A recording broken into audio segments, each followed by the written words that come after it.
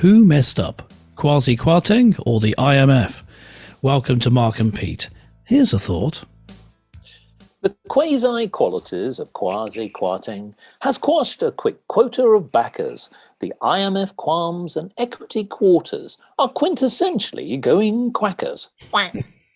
Yes, indeed, the world has gone completely quackers. Well, it seems that the International Monetary Fund has openly criticised the UK government, including Kwasi Kwarteng, over its plans for tax cuts and its entire fiscal policy. This is an unusual measure. Normally, when governments set policy and implement such budgets, normally the IMF just sits back and just waits. And I will ask you, Clergyman Pete, do you think that the IMF, by coming out in this way, has fueled more concerns over Kwasi Kwarteng's strategy?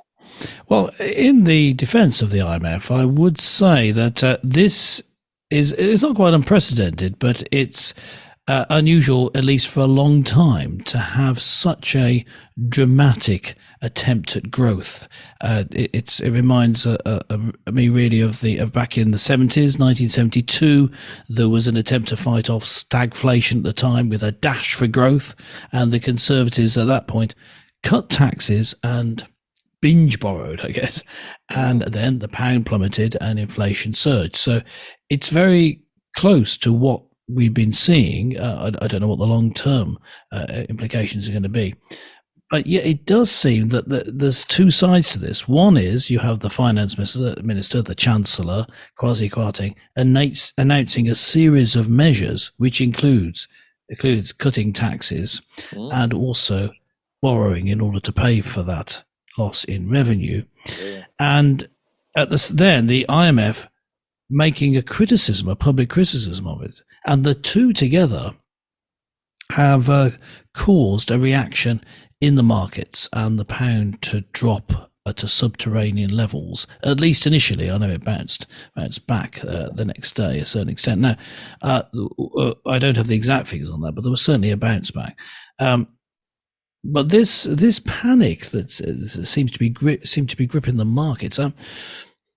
I don't think it would have happened if the IMF hadn't come out like that and spoken against it, because that was grist to the mill for the media, ramping up the fear. Oh yeah. Well, let's put it this way. Let's set some of the details here. Now, Chancellor Kwasi Kwarteng unveiled the United Kingdom's biggest tax package in 50 years. But the £45 billion cut sparked the fears that the government's borrowing would surge along with the interest rates, and this would cause more problems. Now, what the IMF has done is it sort of typically works to try and stabilize global economies normally, but one of its key roles is to act on economic warnings. Now, the thing is, as Clergyman Pete has highlighted, is that some of their commentary and intervention in this matter, certainly from the public communication, certainly has fueled some concerns. But there's a bit of a history here, isn't there, folks? Yes, that's right. Yes, IMF, UK.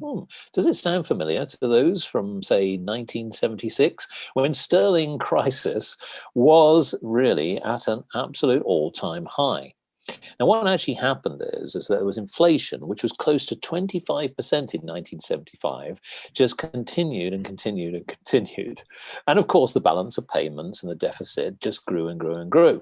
Unfortunately, James Callaghan, yes, he was the Prime Minister at the time, the Labour Prime Minister, had to borrow what seems almost like a trivial sum, but at the time it was $3.9 billion from the International Monetary Fund. Now, at the time, this was the largest loan ever to have been requested from the IMF. Well, I wonder, will Liz Truss have to sort of go there with a bigger begging bowl if her strategy and Kwasi Kwarteng's does not work? So the point here is, whilst the IMF has sent out a message, are they the right type of forms of communication saying, look, Liz Truss, Kwasi Kwarteng, you have to change your strategy. Otherwise, you might be coming back with a bigger begging bowl. I wonder what your opinion is there. Yeah, well, they may well do that. But I think the thing is, there is a difference in the situation between now and in the 1970s. We're seeing great unrest politically. We're seeing politically in international politics. We're seeing an energy crisis, as well as only a short term that the government's going to be in power before the next election. And all this hastens, it increases the urgency of doing something quickly. And so although you and I discussed this off air, Mark, what might not have, if we'd been in that position, God forbid, of running the country, we might not have done exactly what they did. Correct. But they're at least attempting to address a real issue. And it's not simply a dash for growth as it was characterized in the 1970s.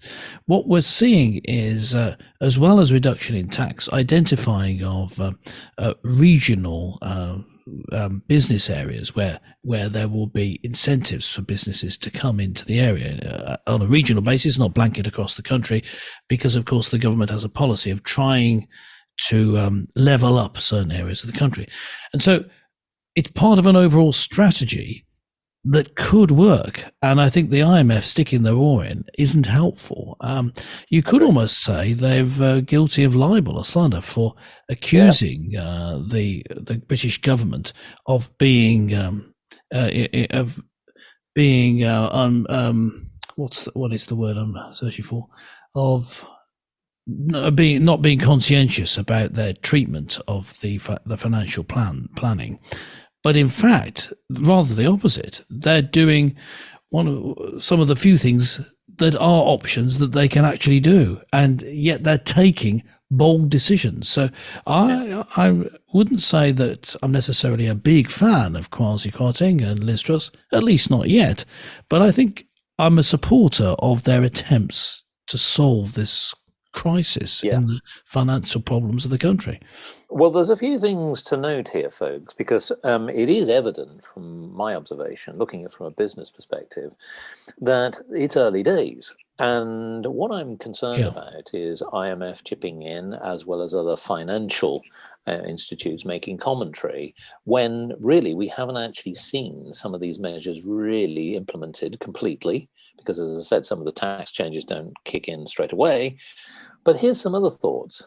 So Moody's, the credit rating agency, said recently that the UK's plans for large unfunded tax cuts was credit negative and would lead to higher persistent deficits amid rising borrowing costs and a weaker growth outlook.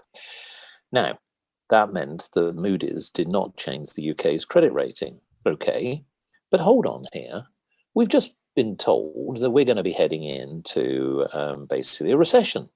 But no, folks, yes, we actually grew. We grew by 0.25%. What are you saying now, then, to those financial experts who seem to have got that wrong? Now, the thing here is that I think it's no harm to debate, to have scrutiny and analysis over people's strategy. What I'm worried about is when large institutes, as we've already highlighted, start to fuel speculation and rocks the market unnecessarily when actually the policy hasn't been fully implemented and we haven't seen the full results of it. I do agree that I think that's irresponsible. I think if we were here this time next year and we were in the same situation, yes, then there's reason for criticism. But at the moment, I think it's too early. Now, what I will say as a final point on this is that I do agree with you. I would not have done all the measures that we have seen from Liz Truss and Kwasi Kwarteng. But I do think that this is something to also think about on a larger scale, folks. United Kingdom is outside of Europe. It is now building out its own policies independent of EU policies, aligned in some cases, yes.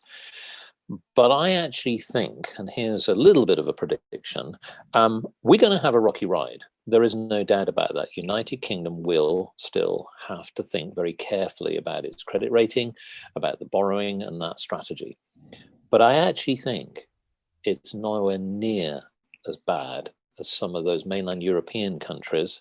I think we know which ones we're talking about, from Spain to Portugal to Italy and many others, who ironically do have bigger issues to face.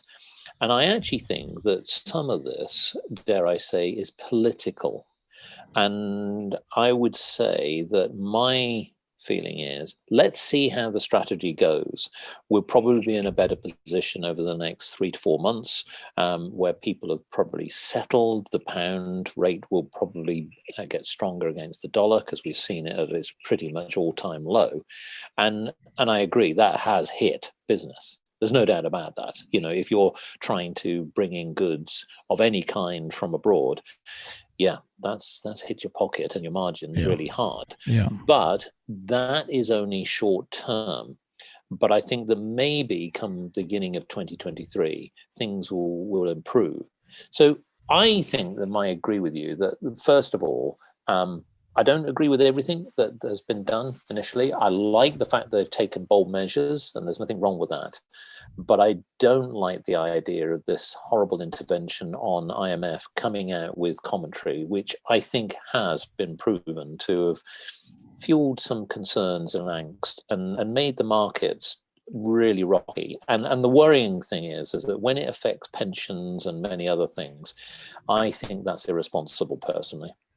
Yes, I think that's right. I think governments need to be able to make decisions, and then give time for the policies to at least be bed in for a little bit before they get massive criticism. It's just totally unfair.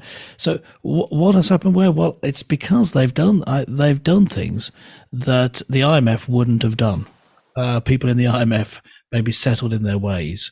We should ask our listeners, do they think that Kwasi Kwarteng is quackers? Yeah. Yes. Okay. You can put it like that. Is he crackers, or of the IMF messed IMS.